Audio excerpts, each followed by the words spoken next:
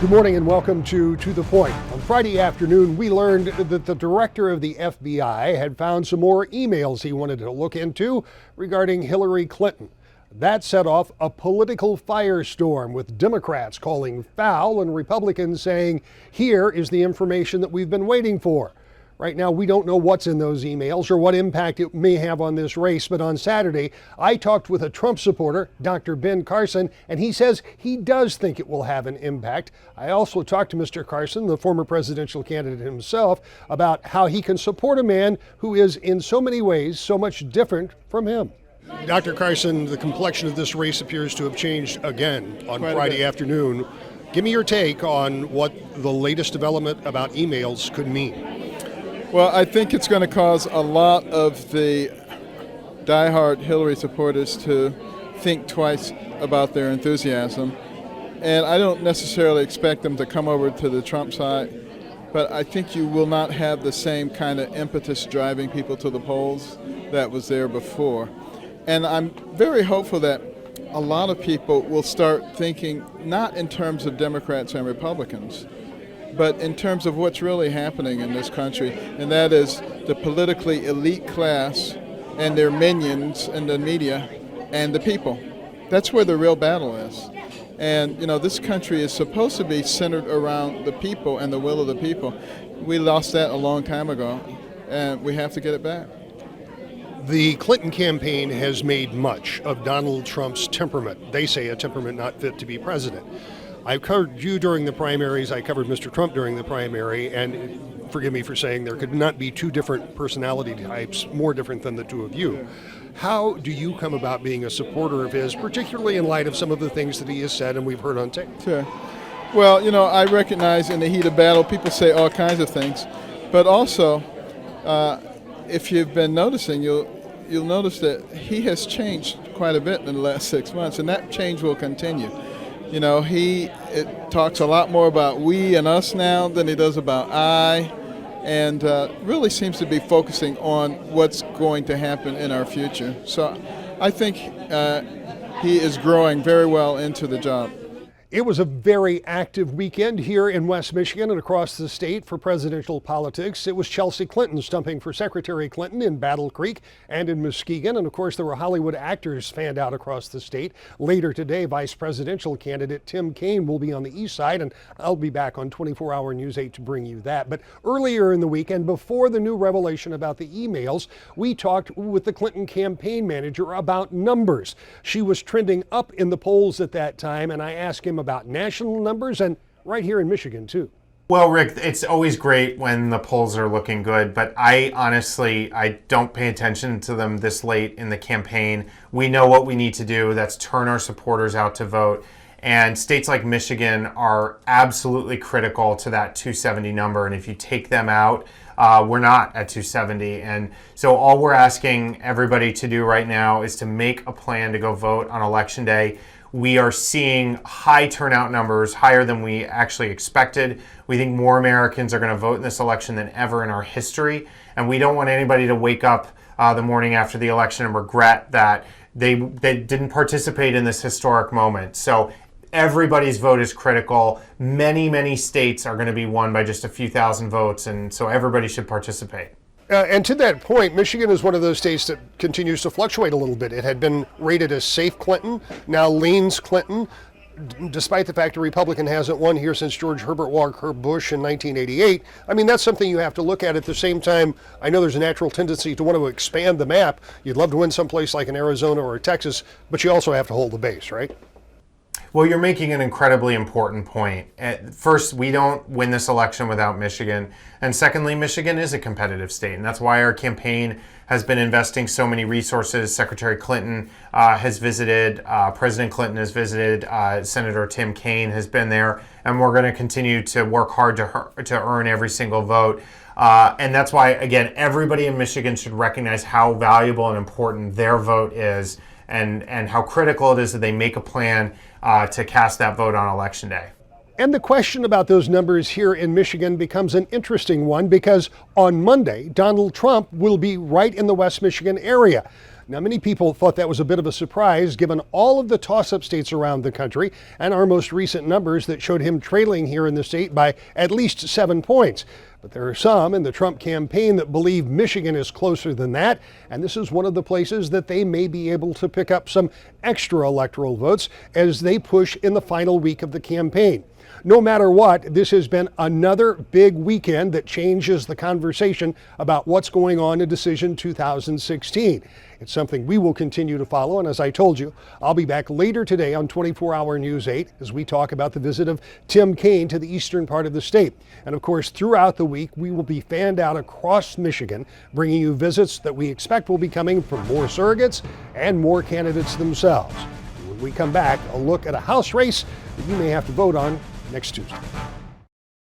Welcome back to the Point. On November 8th, there will be 110 races for the state house here in Michigan. One of those is in the 62nd district. That's in Calhoun County, where Republican John Bison is the incumbent, Jim Hadsma is the Democrat, and Michelle Gregory is the Libertarian candidate. Representative, it's been 2 years, and here you are running for re-election. Tell me about being a state representative, what you know about it today that you didn't know about it 2 years ago. When I first was looking at this job 2 years ago, I was saying, this can't be a whole lot worse than medicine. And, in medicine, we have some pretty long hours sometimes. You may have cases that run late into the evening, and they would be sporadic. You'd have the phone calls in the middle of the night. And, I said, gee, this can't be too much different than medicine. And I found that this is quite a chore oftentimes. My typical day while we're in session would lead me to get up at 5 in the morning because it takes an hour to get down to Lansing. So try to leave by 6 so I can be there by 7:30. Get starting with the meetings and get to see the other people that would be there wanting to see you at various events. We'd get into session and have our committee meetings, and we'd have the House session. We'd work through lunch oftentimes, again, meeting with constituents or meeting with other people. And, I always looked forward to getting down to 5 o'clock. And most of the days when I got down to 5 o'clock, I'd look at my schedule and there would be a dinner scheduled as well as 3 receptions afterwards. So I'd get back home again at 8, 9, or 10 in the evening and go straight to bed because I had to be up at 5 o'clock the next morning. And that was a little bit of a surprise. And you're right, I'm not sure that you necessarily have to do that. But I went there. I know that I'll be there for a very short time, and I wanted to make sure that we did a good job. And if you want to do a good job, sometimes it takes that little extra effort. What many people, I think, don't understand about this process is that we do have a full-time legislature, and many of your constituents expect just that. So when you aren't in Lansing, there are constituents who have things that they want you to do. How have you found that process? Because it seems to me that may be more like the medical practice part of it, where people are reaching out to you because they have a particular need. And you're right. I will see them down here in the district. They'll continue to be calling my office. We continue to have the office in Lansing staffed, and if my constituents are having problems, I feel that it's my responsibility to get them answers. And just recently, we had a couple of different groups, one in Albion, one here in Battle Creek, that were having problems with the state and with the licensing and regulation people. And we were able to reach out to the director out there and work through legislative channels to try to expedite the resolution of their problems. And that brings me at least some measure of satisfaction, saying that, yes, even though we aren't in session, even though I am not primarily in Lansing these days, we will go there when we need to go there, and we will get done what we need to get done for our constituents. If you're successful in your re-election bid, what are some of the things you would like to do? When we sat down and talked 2 years ago, you had been drawn into this, I think, largely because of some of the issues you'd seen in your practice and in being part of the medical establishment and looking at regulations and the way, perhaps, using my words, not yours, maybe the lack of understanding in the legislature about some of the medical issues that you thought you could take there. So if you are successful, and if that is an accurate portrayal of what you told me 2 years ago, what would you like to do going forward? Healthcare is still a priority for me. You know, I think that we just pay way too much for our healthcare, for our drugs, for our insurance. I think that many of the problems we have with auto no fault may also be tied to some of the healthcare costs that we have. And unless we can get healthcare right, I truly worry for the future of this country. We as a country spend about $3 trillion a year on our healthcare expenditures. And every year we go in debt another $1 trillion or so at the federal level. And I feel that a lot of those costs come from our healthcare expenditures. And if we could do better with our healthcare delivery and make it more efficient and effective, we could perhaps save those budget deficits. We could save dollars. We could make healthcare better for everyone. And you say, well, that's a federal problem and not a state problem. And that is exactly correct. It is. But what I think we need to do is have healthcare under scrutiny in all 50 states. I'm not sure, as a matter of fact, I am fairly certain that the ACA is not working the way it has been intended. We take a look at our drug prices, they keep going up. We take a look at the affordability of the healthcare plans, and yes, you might be insured, but what good is that if you can't afford to use that insurance? And what benefit is it if we are taking $300-500 out of your paycheck every month, and yet you can't afford to use the insurance without going bankrupt? You know, it is a continued frustration, and there is still a lot of work that needs to be done in the resolution, in the evolution of healthcare. Tell me a little bit about your background. Obviously, you've been involved in elected office, and you've been involved in law for a number of years. Currently in your 8th year on the county board, is that right? Thank you, Rick. Yes, it's the 8th year on the Calhoun County Board of Commissioners that I'm serving. I come from Muskegon as a hometown. My parents, however, were home and foreign missionaries, and I spent my high school years overseas in Africa. My parents served over in Africa 15 years. They're the best organizers I ever encountered in terms of any kind of grassroots organizing. Betsy and I have 4 kids, a recent Albion College graduate and a Ferris State senior, an Albion College sophomore, and a Battle Creek Lakeview junior right now. So we're busy with kids just adjusting to the grown-up world, kids in college yet, and kids deciding, or a kid deciding where to go to college. I practiced law in McCroskey Law. I practiced law 32 years. Been with this law firm for 29 years, primarily representing injured workers and workers' disability compensation controversies.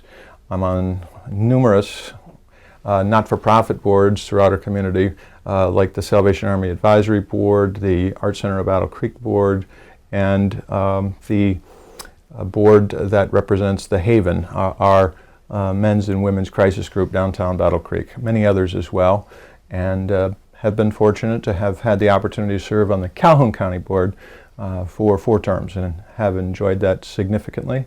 And it was a tough decision to discern which way to go, whether to run for a 5th term or run for the state house seat late in 2015 when I had to make that election. So what made you make this decision to run for this office now? The Michigan that we're living in now and that my kids are now living in is not the Michigan in which I grew up. It's not the Michigan I knew as a young man. It's my perception that in the especially past 6 years, we've had a Michigan that has been demonstrative by more have-nots and a smaller number of haves, but with more resources than used to be so when I think there was a larger middle class. I've been frustrated by one-party rule in Michigan for the past 6 years under Governor Snyder, given a Republican-controlled Michigan Supreme Court majority, given a Republican-dominated state Senate since 1983, and a Republican state House. And it was my impression that to avoid problems like Flint, to avoid problems like the Detroit Public Schools bailout and the evolution of all the things that brought about that inadequate bailout, and given issues like the miasma and the Grand Rapids Home for Veterans privatization snafu, it was important to have some other voices in Lansing. And I determined, given my belief that the House Democratic caucus can provide that opportunity for other voices, that opportunity to ensure that there's a firewall, a braking mechanism, some kind of opportunity to stifle, untrammeled one-party rule, that it was imperative to run. And I do think, given that which has happened in the 2016 election cycle, that I am of mind that I made the right decision. It's been a remarkably satisfying journey, and I think that the House Democratic Caucus is likely to pick up the 9 members it needs, including in the 62nd House seat, to provide those other voices and provide that braking mechanism, that circuit breaker, as it were, so that we don't have further problems like the Flint water crisis, typifying the last 2 years of Governor Snyder's tenure as governor. Well, let's talk about that in particular. When you say avoiding something like the Flint water crisis, I will make the leap, and you can correct me if I'm wrong, that might entail changing the emergency manager law. That, by the way, was in a recommendation that came out from a bipartisan group that came out just recently. But in order to do that, if in your projections are right, that the House would be controlled by Democrats, that would still have to be something that would be done through the Senate and obviously signed by the governor. So you call it a braking mechanism, but not necessarily the ability to change those things outright unless you had the majorities and a governorship, right? You can't change those things outright, but you can provide a more modifying influence than exists now. In my opinion, the inadequate bailout in the Detroit Public Schools context would not have been the answer had the more temperate Senate bill been considered and had Governor Snyder's more moderate view been considered. But because the State House is, I think, more Tea Party rabid than the Senate and then Governor Snyder, it was the State House Republican majority unwilling to compromise with the governor and with the Senate that brought about this poorly brokered Detroit Public Schools bailout from this past spring. Well, we'll start with the obvious question. What made you decide to run? The $700 Affordable Care Act fine that I received for not having health insurance and not being able to get any help to get health insurance. That was the final nail in the coffin, and nobody's doing anything about it, Republicans or Democrats. So that's what pushed me to help people like myself that are put in this kind of situation. So There's a little irony in that, given that your profession is in healthcare. I know, I always say that, but people, they ask, they go, well, if you're in healthcare, why can't you afford health insurance? Well, funny thing is that my husband's health insurance is actually better than what I would get as a healthcare worker, which is really weird. But the deductible is way too high, the premiums are way too much, and it's just ridiculous and insane, and it's just going to keep going up and up and up, and nobody's doing anything about it. They talk about it, and that's all it is. It's just they talk, but nothing's being done about it. What would be done about it if you were successful in your quest? Obviously, this is a federal issue. You're running for a state office, but talk to me about what you think solutions are. I would like to use the 10th Amendment. Nowhere in the United States Constitution does it say that the federal government has jurisdiction over health care rights. So I'd like to use the 10th Amendment to push the Affordable Care Act out of Michigan and open up the markets for a more cheaper and affordable health care options for everybody. What is it? Let's talk a little bit about your background. I mean, obviously, you understand the healthcare industry because you're involved in it.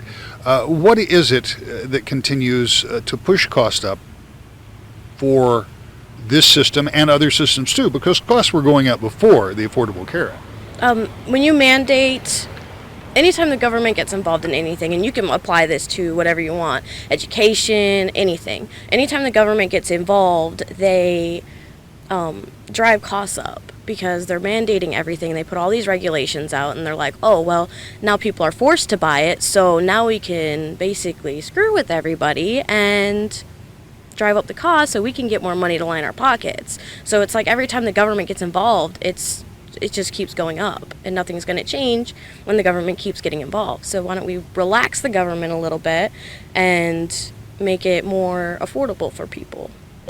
Obviously, healthcare and the Affordable Care Act is your major focus. Are there other areas where you would like to, as you say, relax government?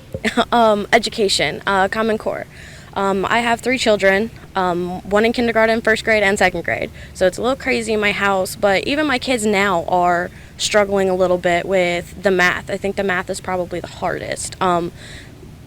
I get how to do Common Core math because in my head that's how I've always done math, but it's actually a really complicated process, and kids, it's basically a pass or fail curriculum.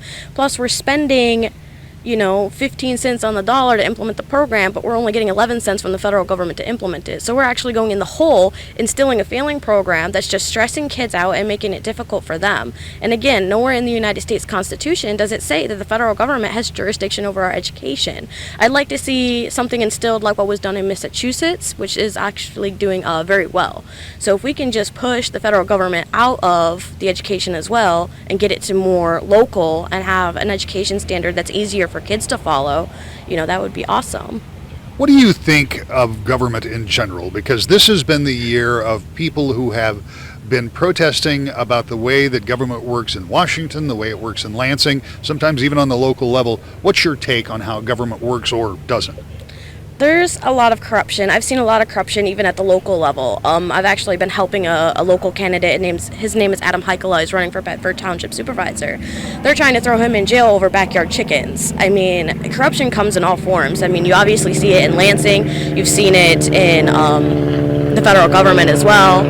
But I think that the more we shrink it and make it more local, the more easier it is to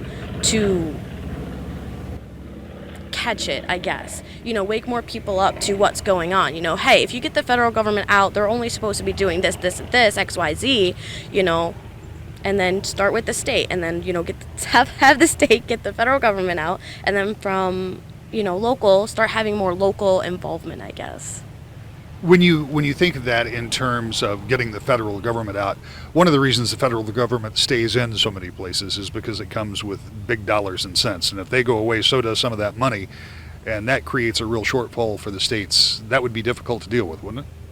No, not necessarily, actually.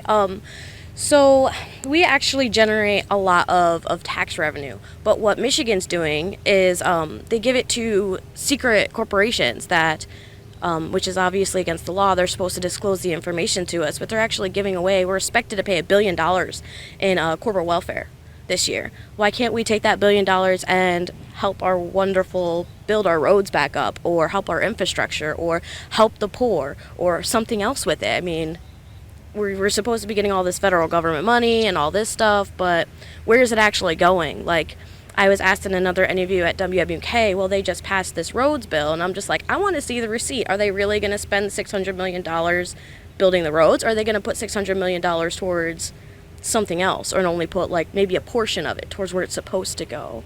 I mean, I guess I just have a lot of trust with them handling money, especially if it's coming from the federal, when there's nothing but lobbyists in the federal government, and obviously there's some in Lansing too, but you get all this craziness. We'll be back with more To the Point.